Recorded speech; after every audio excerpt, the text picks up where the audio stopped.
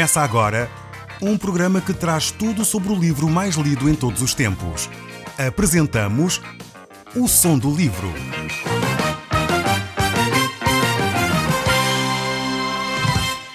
Seja muito bem-vindo. Neste podcast vai encontrar o livro mais conhecido e lido em todo o mundo. Vamos levá-lo numa viagem pela história da humanidade. Este é um audiolivro para si, para a sua família e sociedade em geral. Contextualização e comentários de Paulo Chaveiro. Caro amigo, hoje nós estamos a olhar para o primeiro livro de Coríntios e estamos ainda no capítulo 17, pois no último programa não concluímos este capítulo, e vamos ler a partir do verso do 17 até ao 34. Eu gostaria que nós pudéssemos fazer esta leitura e depois vamos comentar um pouco estes textos bíblicos, retirar daqui algumas lições importantíssimas para a nossa vida. Provavelmente precisamos fazer essa paragem, essa reflexão, estando atentos àquilo que Deus nos quer dizer. Eu creio que muitas vezes nós abordamos textos bíblicos e esquecemos que é Deus quem está a falar connosco.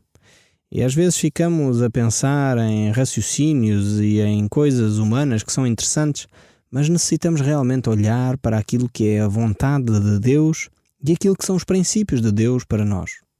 Eu desafiava-o a estar atento àquilo que Deus quer falar consigo neste momento. Então vamos conversar os dois acerca destes textos bíblicos. Diz assim: nisto, porém, que vos prescrevo, não vos louvo, porquanto vos ajuntais não para o melhor, e sim para o pior. Começando só aqui um pouquinho, depois sigo a leitura. Primeiro, no capítulo 11, logo ele diz que louvava aqueles cristãos lá do Corinto, porque realmente eles tinham sido homens que tinham ouvido a palavra de Deus e estavam a aplicar aquilo que o apóstolo Paulo tinha ensinado. Agora, por outro lado, há coisas que ele não vai louvar estes cristãos. Há coisas que eles estão a fazer e estão a fazê-lo de uma forma errada. E é necessário que eles sejam chamados à atenção aqui pelo apóstolo Paulo.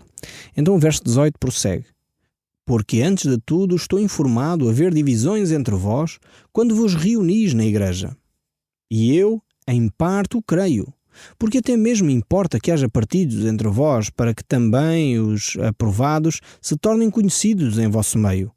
Quando, pois, vos reunis no mesmo lugar, não é a ceia do Senhor que comeis? Porque ao comerdes cada um coma antecipadamente a sua própria ceia, e há quem tenha fome, ao passo que há também quem se embriague. Não tendes porventura casas onde comer e beber? Ou menosprezeis a igreja de Deus e envergonhais os que nada têm? Que vos direi? Louvar-vos-ei nisto? Certamente não vos louvo, porque eu recebi do Senhor o que também vos entreguei. Que o Senhor Jesus, na noite em que foi traído, tomou o pão e, tendo dado graças, o partiu e disse: isto é o meu corpo que é dado por vós. Fazei isto em memória de mim. Por semelhante modo, depois de haver ceado, tomou também o cálice, dizendo: este cálice é a nova aliança no meu sangue. Fazei isso todas as vezes que o beberdes, em memória de mim. Porque todas as vezes que comerdes este pão e beberdes o cálice, anuncieis a morte do Senhor até que ele venha. Por isso, aquele que come o pão ou bebe o cálice do Senhor indignamente, será réu do corpo e do sangue do Senhor. Examine-se, pois, o homem a si mesmo, e assim coma do pão e beba do cálice. Pois quem come e bebe sem discernir o corpo, come e bebe juízo para si.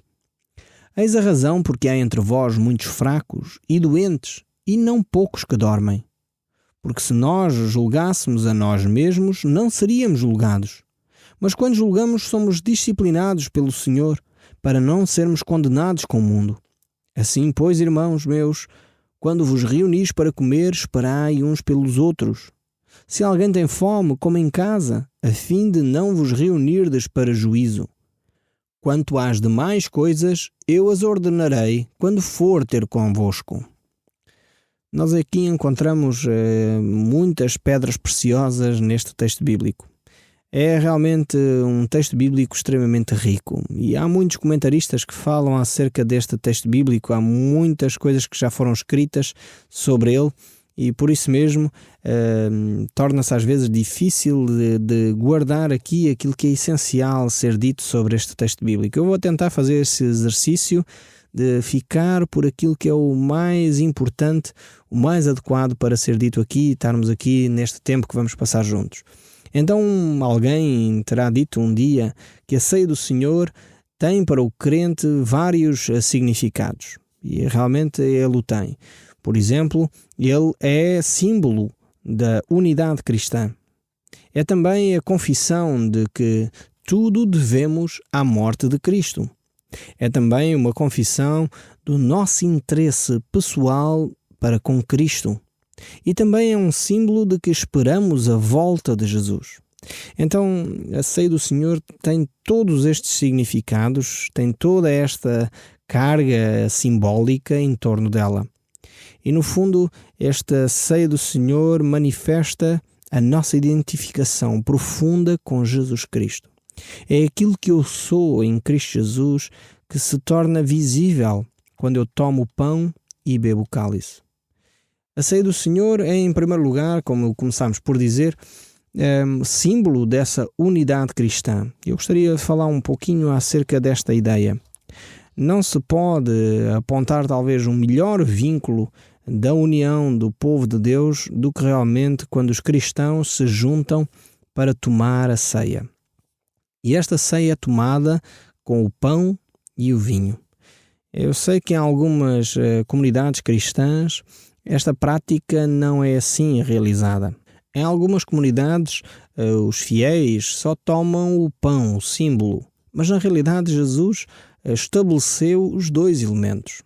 Então, o símbolo da unidade cristã é quando os cristãos tomam o pão e tomam o cálice. Então devem tomar os dois elementos para realmente celebrar oficialmente a cerimónia da ceia do Senhor. Foi assim que Jesus instituiu.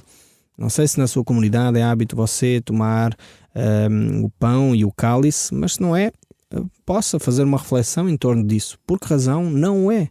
Qual é a razão pela qual os cristãos na sua comunidade não tomam o pão e não tomam o cálice? Porque é que é diferente daquilo que as Escrituras estão a dizer? Mas também prossegue o texto a mostrar outros simbolismos acerca da ceia do Senhor. E diz que, de alguma forma, ele também simboliza que tudo aquilo que nós temos deve-se à morte de Cristo. Esta nova aliança estabelecida por Cristo é realmente um fundamento vital para a nossa vida espiritual.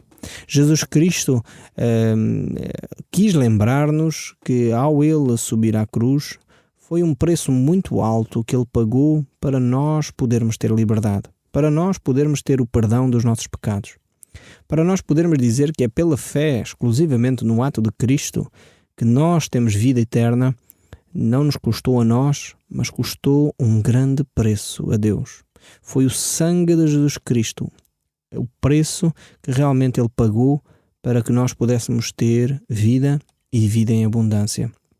Então, quando nós tomamos a ceia, devemos estar conscientes que a ceia simboliza para nós também a morte de Jesus Cristo na cruz e o perdão dos nossos pecados. Então, quando tomamos o cálice, quando comemos o pão, estamos a dizer que foi esse sangue derramado em nosso lugar que realmente nos deu o perdão, nos deu a vida e vida em abundância. Por outro lado, encontramos também mais um outro simbolismo acerca da ceia do Senhor. É que ela é uma confissão acerca do nosso interesse pessoal para com Cristo.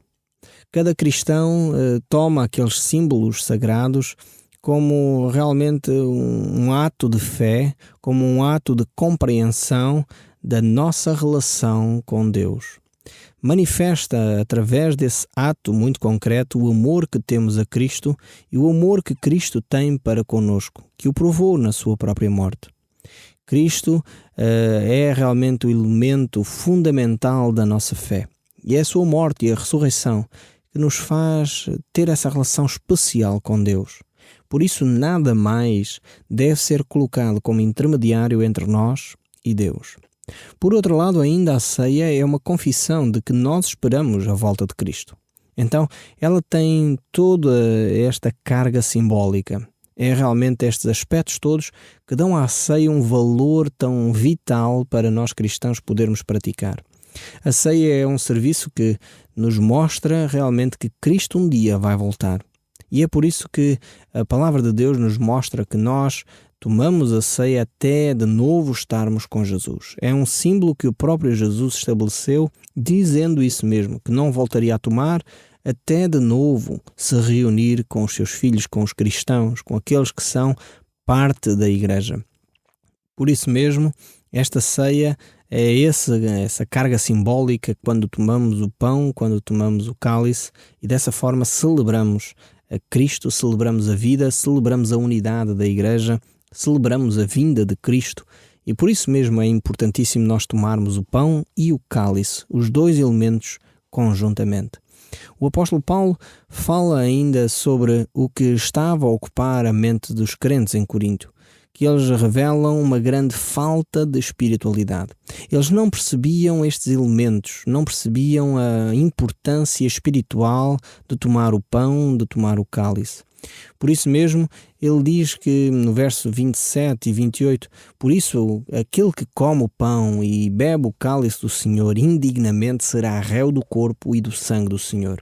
Examine-se, pois, o homem a si mesmo, e assim coma do pão e beba do cálice. Na igreja em Corinto havia uma grande confusão. As pessoas juntavam-se e a ceia não era como nós a entendemos hoje, não era praticada desta forma que nós temos hoje, era realmente uma refeição. As pessoas juntavam-se para comer, juntavam-se para realmente poder almoçar ou cear, e quando estavam a cear, ou no início ou no fim, celebravam este ritual santo da morte e da ressurreição de Jesus Cristo. Este ritual que simboliza a unidade cristã, este ritual que estabelece a nova aliança de Cristo Jesus. Só que ao longo daquelas refeições havia já muitas irregularidades, muitas coisas que estavam a acontecer para além do que é aceitável numa comunidade cristã. Então, em vez dos cristãos participarem naquela festa, naquela celebração, de uma forma singela, de uma forma ordeira, de uma forma tendo em consideração os outros, não. Eles estavam a viver aquilo de uma forma completamente desregrada. Ou seja, havia pessoas que iam para aquele cerimonial e lá, enfim, pecavam comendo em excesso, outros embriagavam-se, outros não tinham em consideração as pessoas que ali estavam e que tinham mais dificuldades, porque naquela altura então o que é que os crentes faziam? Talvez ainda hoje em algumas comunidades se faz assim. Cada um junta-se e traz o seu próprio comer e então depois, durante o almoço, come aquilo que em vez de comer em casa, come então na comunidade, e estão juntos e almoçam e fazem convívios dessa forma. Assim não pesa a ninguém e cada um realmente traz aquilo que deveria de comer. Só que os cristãos daquela época, em vez de partilharem os seus alimentos, não. Havia pessoas que tinham posses, traziam grandes quantidades de alimento e não queriam partilhar com aqueles que nada tinham. E por causa disso havia realmente excessos. E o apóstolo Paulo tem de claramente criticar esses excessos, dizendo que não os louva por causa disso, não os louva pela atitude que eles estavam a ter, e por isso mesmo eles não deviam tomar indignamente parte do pão e parte do cálice. Porquê? Porque eles não estavam a discernir o corpo de Cristo. Ou seja, não estavam a ter uma atitude que promovia a unidade. De forma alguma, quando cada um se juntava e vinha simplesmente comer o que era seu, não partilhando com aqueles que são necessitados, então era uma atitude extremamente egoísta. E não estavam a dizer, nós somos parte contigo.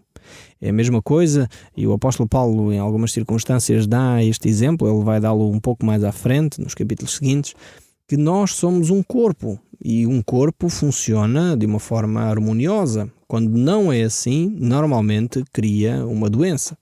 Quando há um órgão que se desenvolve demais no organismo, normalmente isso dá espaço a um câncer.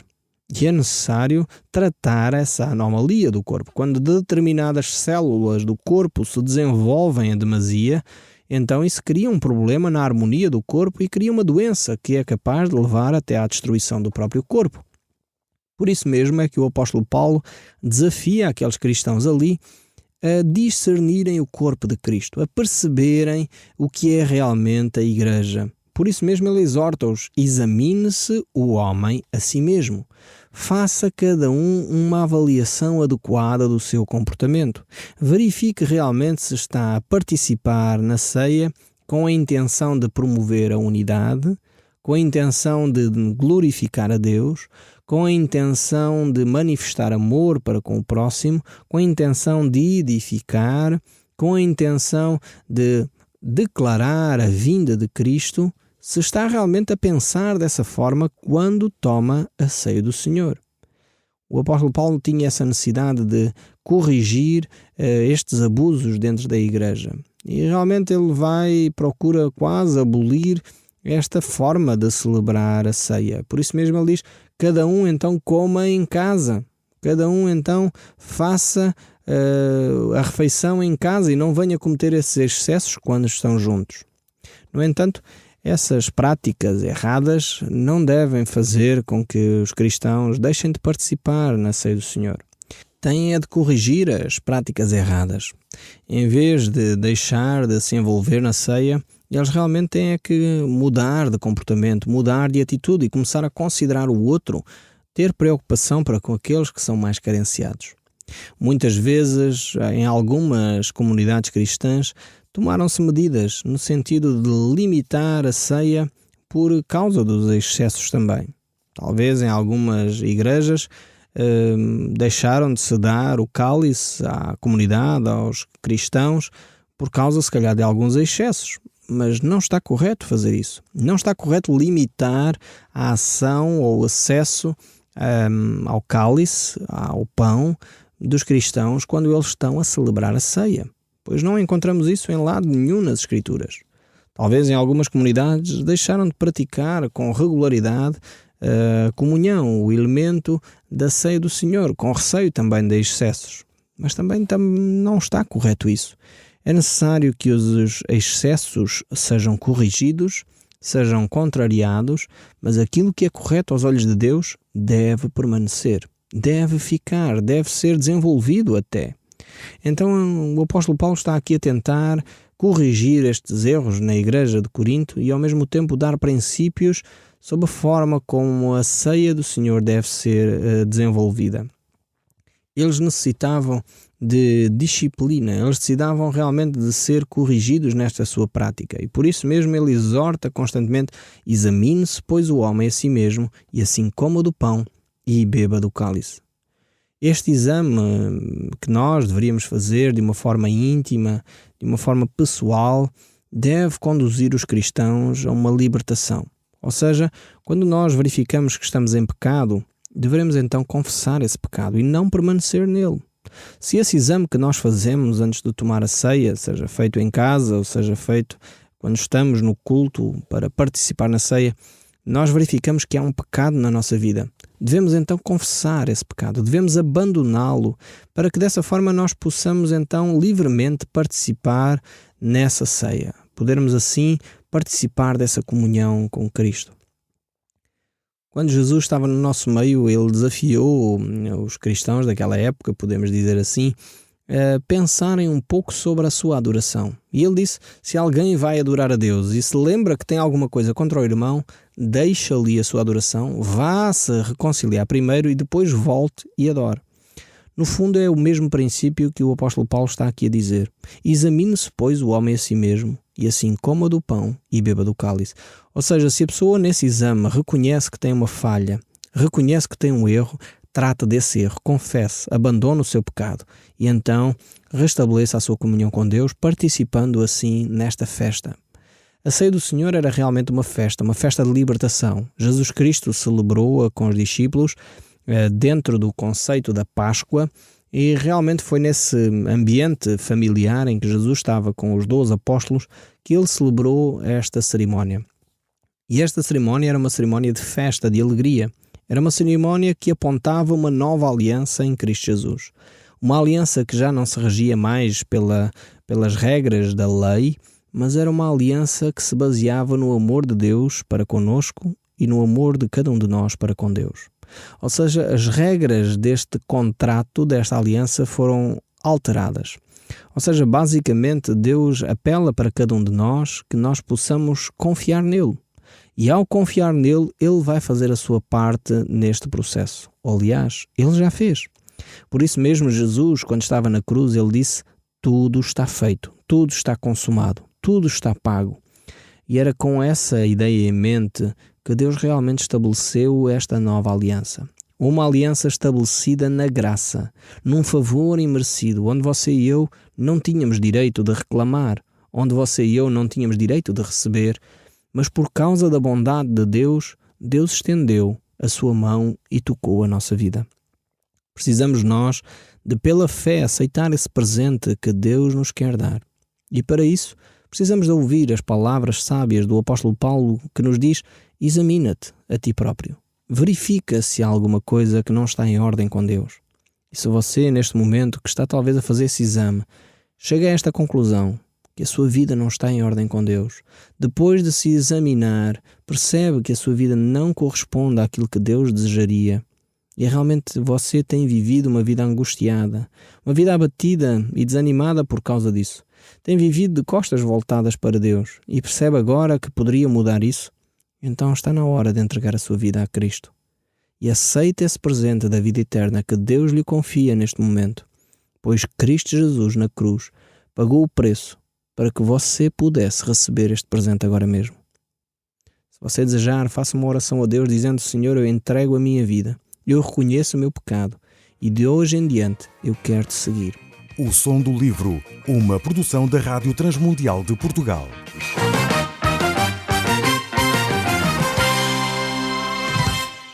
RTM. Conhece todos os nossos programas em rtmportugal.org. Uma produção da Rádio Transmundial de Portugal.